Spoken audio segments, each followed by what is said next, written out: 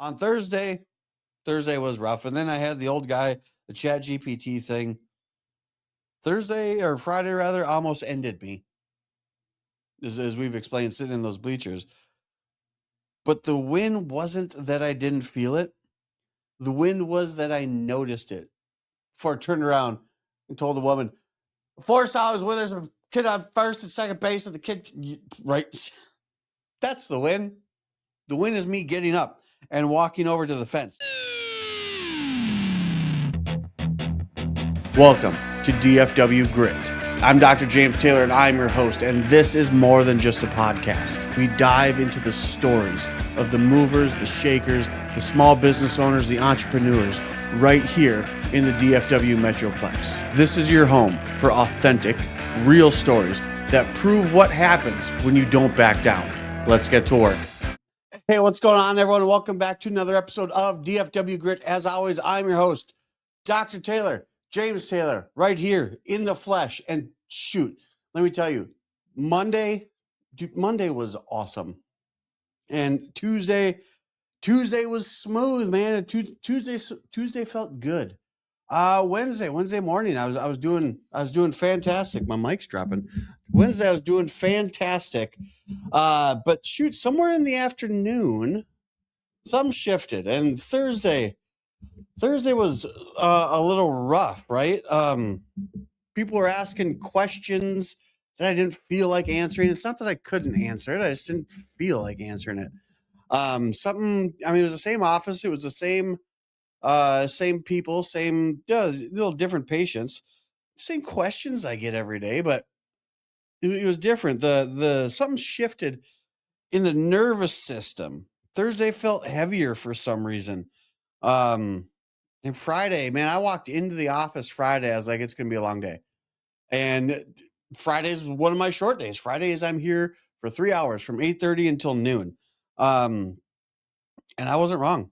Like Friday was a long day. At least here in the office. People weren't keeping their appointments, or they were just coming in kind of when they felt. And I set this up. My appointment times here are guidelines. They're not hard set rules. And then I, went out to go grab a bite to eat for Dr. Taylor sent me. And man, it seemed like it took forever to get the food and the tab. And then Calvin had a baseball game, and his baseball game shifted from his normal field.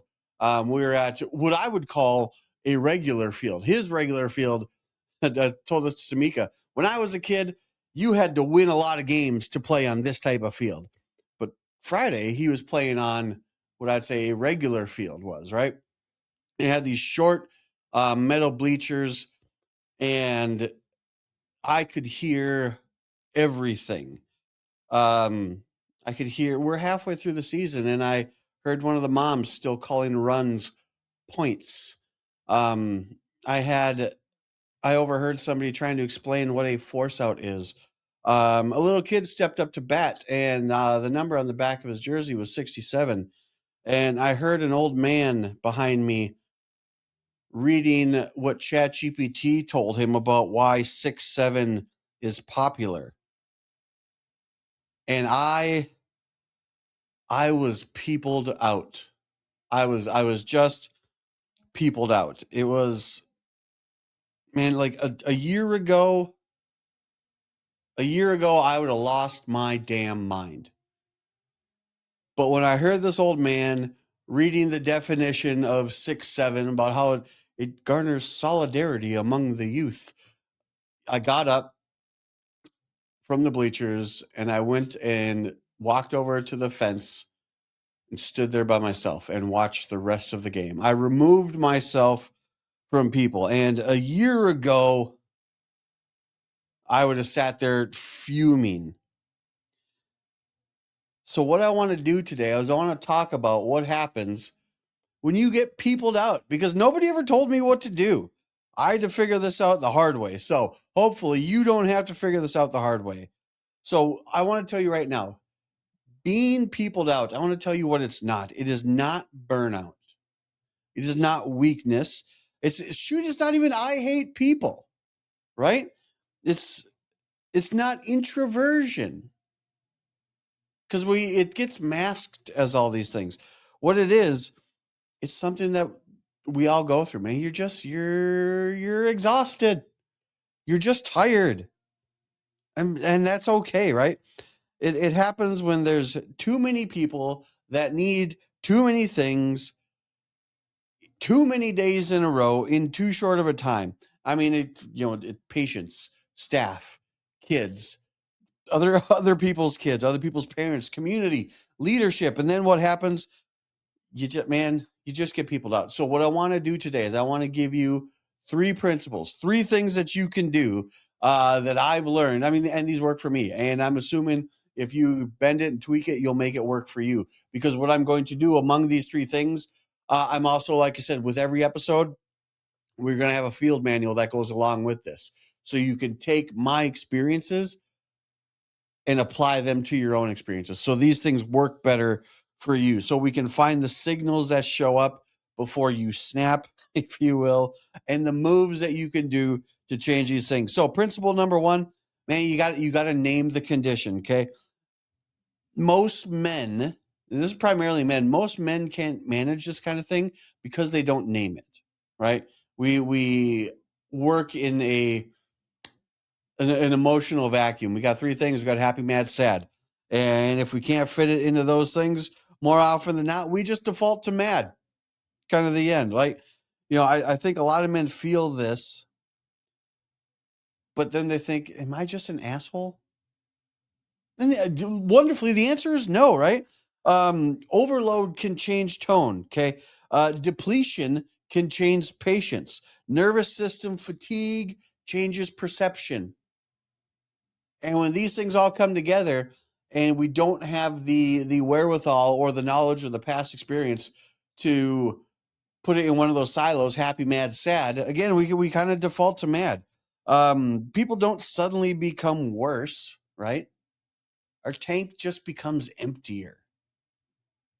And if we can't recognize that, then bad things happen, right? But if we can recognize it, that's huge. So part of this whole thing was like, earlier this week, Tamika's schedule was full. Okay, she had we started off the week with a baseball game. And then Tuesday was our office Taco Tuesday night. And then Wednesday, she had a training that she was doing. So I was playing single dad. And then Thursday, she had another thing she was doing. So I was playing single dad again. Enter Friday, right? Like I'm toast. And this is not any sort of way condemnation on her schedule. This is not, me making up excuses. These are the facts of the case, if you will. And the thing is, a useful leader, which I am trying to be, will treat his own condition as input. And that's kind of what this has grown into. And don't get me wrong, I'm going to slip up again. I'm going to revert to happy, mad, sad in the future and probably not catch it. Luckily, this time I was able to catch it. Not only did I catch it, I caught it and I ruminated on it so I can share this stuff with you. So pretending that you can endlessly pour into people without tracking your own tank is exactly how you become spent, exhausted, short-tempered, right? That was Thursday. And that went into Friday. But I noticed it this time because I'll tell you what, like I said, I've missed it in the past. So here's something I need you to be aware of. The signal will show up. Frustration is the smoke alarm, not the fire. All right. The fire is the explosion. The fire is, snapping at your wife, snapping at your kids, snapping at strangers. But it's the frustration that's the smoke alarm. It's this physiological thing. Like most men don't notice the early signs because we track the emotion instead of the physiology, right?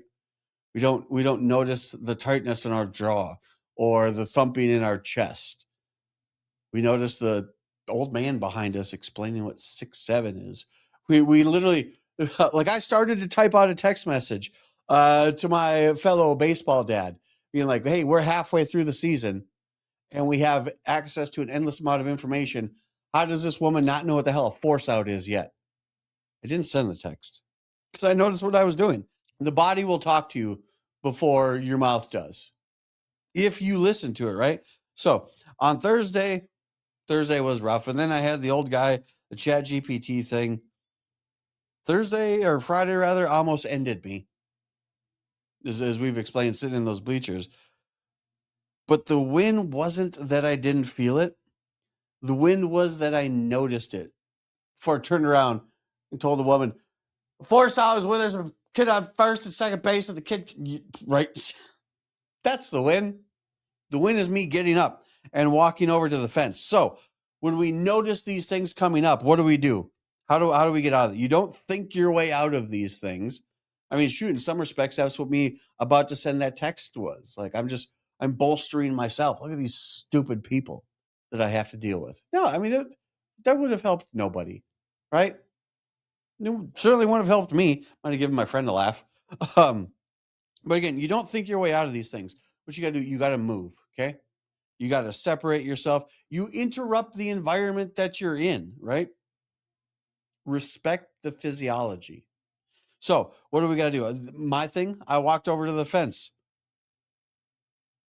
That was perfect. I was fine, more or less. I was finer for a good chunk of the day. At least I made it to the end of the baseball game, right? So I wasn't protecting myself from the baseball game. I was protecting, I was protecting everyone around me from the version of me that would have ridden that overload to a bad place, for lack of a better word. So what do we got to do? Here's the framework, right? Number one, notice what's going on. Notice the physiology. Notice what we're feeling. Two, name it. Mine was peopled out. That's the name. I was done. I was done with people, and then move. So you got to notice the signal, name the condition, and then move before your mouth gets involved. My mom would be so proud of me. I thought before I spoke. 3 steps, 2 seconds. There you go. Problem solved. You're done. So here's the issue, right? Men who never learn this skill, they're the type of people who become known as bad people, right? They become unkind people. They become people don't want to be around. They become unkind accidentally, though. But they also become unkind repeatedly until accidental becomes their personality. So the thing is, the people around you, though, they won't remember that you had a bad day. They won't know that you had a bad week. But what they will remember and what they'll take away is they'll remember how you carried it. That's the thing. So how do we carry it better? Here's a couple of tips. Forecast your load. What do you got ahead of you? Part of this issue that will come up is the fact that, like, we don't know what's happening. We don't look ahead, so to speak. If you know what's coming, if you have at least a little bit more of an expectation, that'll make this stuff easier to handle. Number two, identify the body signals. Remember, they're not emotions. Identify the physical tells. Notice when you're clenching your jaw. Notice when your shoulders start to get up by your ears. Hell, notice when you start to send a text to a friend to make fun of a stranger, right? And then number three, pick your fence. Like I said, I got up, I walked over to the fence. Pick your fence. It could be the fence. It could be go sit in the garage, go to your office, go sit in your truck, go sit on the porch. Pick your fence, pick your escape, if you will. Decide where you need to go before you need to go there. That's practical leadership right there. So, once again, when you notice yourself in these situations, in these scenarios, when you are, in this instance, peopled out, it's not a weakness. It's not weak to get peopled out. It's not weak to have an empty cup. Okay, we spend a good chunk of our time pouring into others, right? We pour into our family and our friends and our kids, our clients, our patients, our staff. We empty our cup, and that is not weakness. That is giving with excess. But the thing is, you are responsible for what happens after you notice you've done this. Because we can all control ourselves, provided we notice what's going on. Tired is honest. Ugly is a choice. Fact. Period. End of sentence.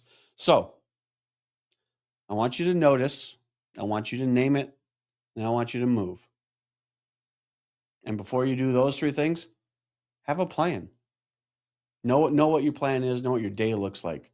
So, like I said, this is growth. This is not me a year ago, definitely not me even prior to that.